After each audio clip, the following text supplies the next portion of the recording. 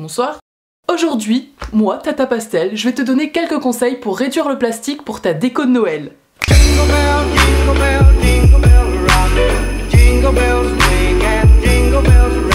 On est déjà le 6 décembre, je sais que c'est même un peu tard pour certains, dont moi, hein, j'avoue, mon sapin est en place depuis au moins une semaine, même 2 semaines je crois. Mais je sais qu'il y a toujours plein de petits retardataires, et au pire ces informations vous serviront pour l'année prochaine, pourquoi pas. Alors je pense qu'il est judicieux de commencer par le roi de la décoration de Noël. La première chose à laquelle on pense pendant cette période, c'est notre fameux sapin de Noël. Si vous ne vous en êtes pas encore procuré un cette année, je vais vous donner quelques pistes pour que son acquisition ait le moins d'impact sur l'environnement. Dans un premier temps, je vais vous raconter ce que nous on fait chez nous. Comme on se balade beaucoup en forêt, on a pas mal d'idées qui peuvent nous arriver de ci de là. Et donc ça fait 2 années que notre sapin de Noël est en fait un arbre de Noël. C'est tout simplement une branche morte que l'on récupère lors de nos balades en forêt. On sélectionne la forme pour qu'elle soit intéressante. Et donc avec une bouteille en verre vide, une petite caisse et quelques bûches qu'on a chez nous, oui, mon mec est bûcheron, j'ai des bûches chez moi, c'est comme ça. On a réussi à le faire tenir droit à côté de notre télé, là où l'ancien sapin se tenait. Et dessus j'y ai mis les anciennes décorations, oui, en plastique que j'avais acheté il y a quelques années chez Ikea et de ci de là. Parce que voilà, elles sont jolies, elles sont en bon état, et que je n'allais pas les jeter. Donc cette année encore, je les réutilise. Après on peut vraiment faire tout ce qu'on veut. C'est comme un sapin classique. Sur un mur clair, je trouve que vraiment ça fait tout son effet. J'ai bien conscience que ça ne plaira pas à tout le monde, mais vous en faites pas, j'ai d'autres solutions pour vous. Hier soir avec ma maman, on regardait sur Google Images des idées de sapins originaux, et on est tombé sur 2-3 images assez sympathiques. C'est très original. Donc on a le sapin livre, le sapin bière, le sapin coussin. On peut vraiment tout faire, il suffit d'être un peu imaginatif. Je sais qu'il y a beaucoup de gens aussi qui font ça à base d'échelles par exemple. Et il existe aussi pas mal de tutos sur YouTube pour faire son sapin par exemple en bois de palette ou en bois flotté aussi. Cette année c'est vraiment la mode. J'ai vu ça un peu partout dans les magasins. Mais vérifiez bien les étiquettes parce que s'il vient de Chine, c'est peut-être pas la peine quoi. Vous pouvez le fabriquer vraiment chez vous à moindre coût avec un petit marteau et quelques clous. Pourquoi se priver? Après si vraiment vous êtes adepte du sapin en plastique et vous voyez pas faire des choses aussi originales et vous ne vous voyez pas non plus acheter un sapin naturel, vous pouvez très bien aller faire un petit tour à Emmaüs ou sur le Bon Coin justement, et les gens qui auront revendu leur sapin en plastique, et ben reprenez-leur, voilà, comme ça leur fera une seconde vie, c'est déjà ça. Et donc si aucune de ces idées ne vous a plu, il vous reste bien sûr la solution du sapin naturel, si le fait de le jeter à la fin ne vous fait pas peur. Je vais d'ailleurs tout de suite vous donner une petite information qui vous déculpabilisera.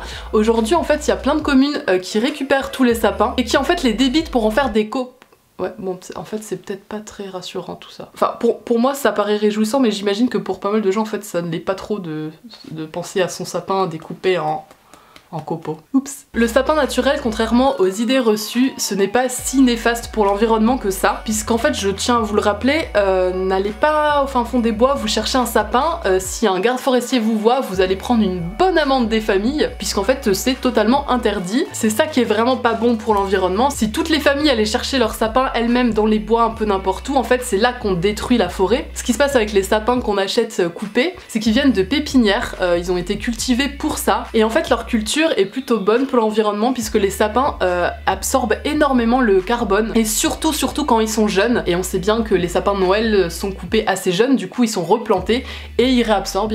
Vous avez compris? Ou je sens que je m'en mêle, mais est-ce que vous m'avez compris? J'espère. Donc voilà, vous pouvez le prendre coupé, c'est un peu triste mais c'est pas si grave que ça. En tout cas je vous assure c'est vraiment moins pire qu'un sapin en plastique qui vient de Chine. Enfin il reste le sapin en pot en fait, avec ses racines. Alors le défaut de ça en fait c'est que très souvent les sapins n'arrivent pas à repartir parce qu'ils sont restés trop longtemps à l'intérieur avec du chauffage, et ça leur provoque un stress qui peut les tuer en fait. Donc il y a pas mal d'astuces pour essayer de les préserver. Déjà pas mettre son sapin le 1er décembre, vraiment essayer de repousser le plus possible la mise du sapin dans la maison. On peut le brumiser un peu tous les 2-3 jours en faisant attention si on a mis dedans des guirlandes électriques. Oui, on va éviter les accidents. De toute façon je vais vous mettre là en bas plein d'informations pour soit faire des tutos pour fabriquer ses propres sapins, entretenir un sapin que vous gardez en vie à la maison, etc.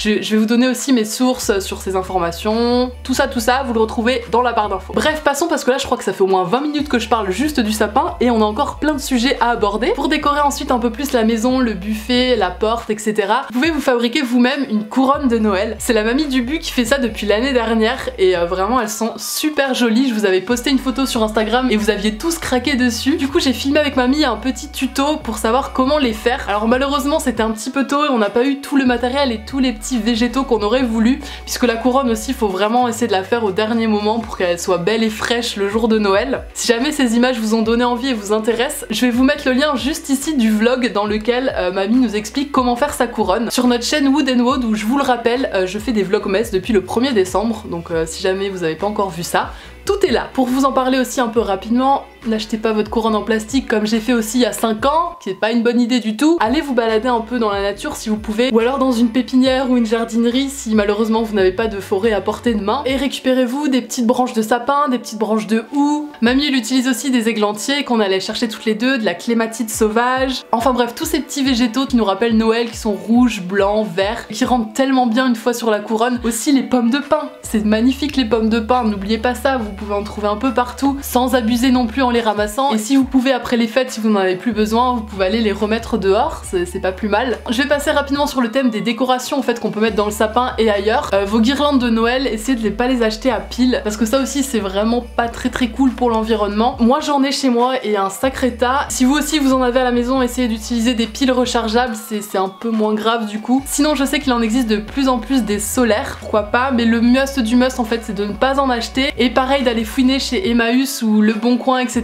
pour aller vous trouver des guirlandes en seconde main. Et donc électrique c'est mieux. Alors oui vous avez un risque qu'il y ait 1 ou 2 ampoules qui ne marchent plus, mais est-ce que c'est vraiment grave? Je sais que les Américains font beaucoup ça aussi, c'est des guirlandes en popcorn. Si jamais ça vous intéresse je vous trouverai un tuto que je vous mettrai dans la barre d'infos. En canneberge aussi il me semble, ça peut être super joli. Il existe dans le commerce des petites décorations en papier, en carton ou en verre, ça c'est les moins pires de toutes. Et si vous pouvez les faire vous-même à la main c'est encore mieux. En papier, en petit origami par exemple, ou en carton, faire un peu travailler vos enfants pour faire des décorations, même peut-être en petits biscuits ou en chocolat, voilà, c'est des idées comme ça. En bois aussi carrément si vous pouvez, pourquoi pas. Bref, il y a plein d'idées, il y a plein de choses à faire, je vous mettrai tout un tas de tutos dans la barre d'infos. Je sais que Zoéla a fait une vidéo à ce sujet il y a quelques semaines et j'étais contente de voir qu'à l'intérieur elle vous proposait aussi de faire pas mal de do it yourself, de prendre des choses naturelles, des matières recyclables etc. Elle a fait par exemple cuire des petites rondelles d'orange et ça je trouve ça mais trop joli, qu'on peut aussi accrocher dans le sapin ou mettre sur son buffet disposé, ça sent super bon et c'est naturel, y a pas mieux. Elle a fait des petites décorations en papier pour son escalier etc. Bref, si jamais ça vous intéresse, je vous mets sa vidéo dans le petit i. On peut aussi penser à faire une maison et des décorations en pain d'épices. D'ailleurs une vidéo arrivera très prochainement à ce sujet, restez par là. Moi j'ai la chance d'avoir mon bu à la maison et il nous a fait des décorations magnifiques pour Noël l'année dernière et l'année d'avant, avec des bougeoirs en bois brut comme ça, bougeoirs un peu chemin de table comme ça dans du bois de bouleau, c'était magnifique. On peut faire des dessous de plats, on peut faire aussi j'imagine des ronds de serviettes etc.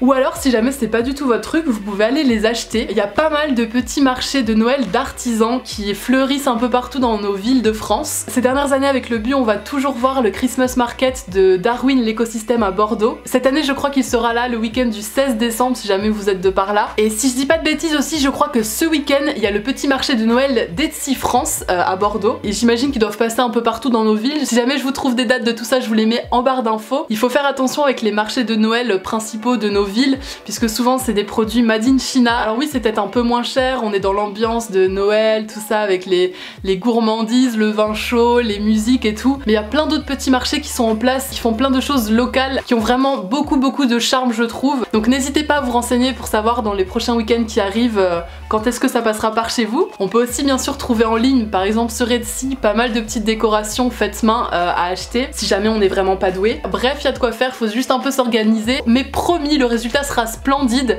D'ailleurs, si jamais vous utilisez une de mes astuces pour ce Noël, n'hésitez pas à me taguer sur les réseaux sociaux pour que j'aille voir ça, pour que je puisse aller liker vos photos et vous les commenter. N'hésitez pas à utiliser le hashtag Noël en pastel, j'adorerais voir ce que vous faites de tout ça. D'ailleurs, si vous avez déjà fait votre déco et que vous avez un peu essayé d'éviter le plastique, n'hésitez pas à nous poster les photos aussi sur ce hashtag, on sera très content d'avoir de nouvelles idées. Enfin voilà, j'en ai fini, je vais arrêter là parce que là j'ai la bouche complètement pâteuse, hein, c'est sympa. Je vous fais plein de gros cœur sur vous et je vous dis à très bientôt pour une prochaine vidéo. Salut!